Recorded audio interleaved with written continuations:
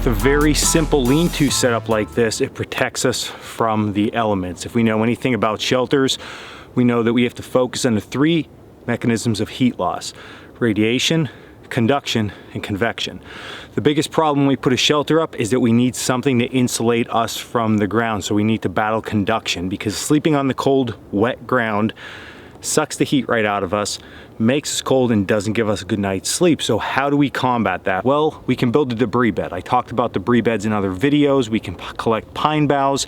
In our case now, it's been dry for a few days, so leaf debris on the ground where we're located is gonna work just fine.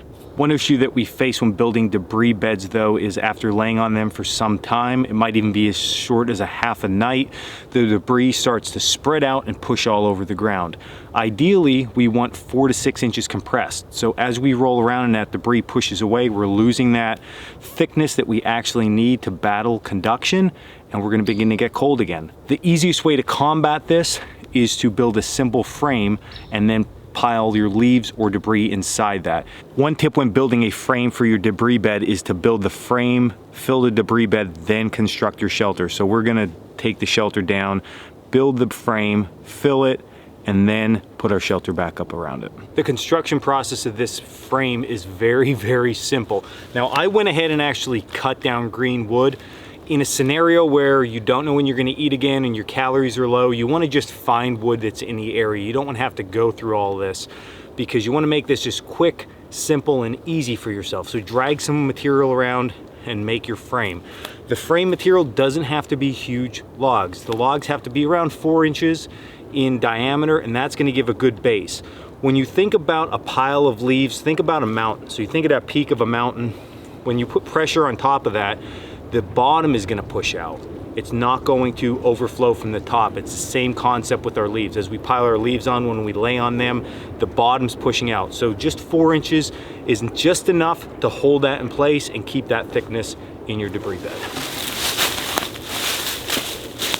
The length of my debris bed is a little bit longer than myself.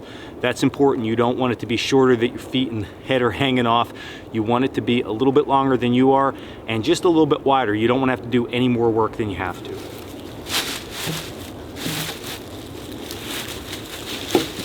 Lastly, I like to go ahead and stake out the frame.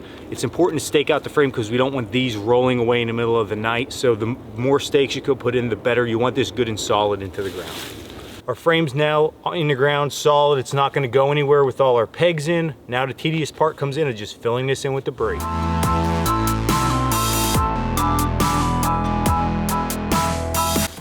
I would say at this point now, we are close to having the correct amount of material down on this bed.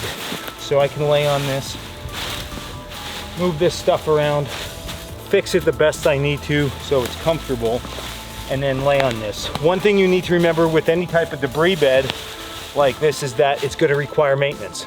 After a few nights of sleeping on this, you're gonna have to add more material. It's just gonna compress down and you're gonna have some that's gonna decompose. Oh.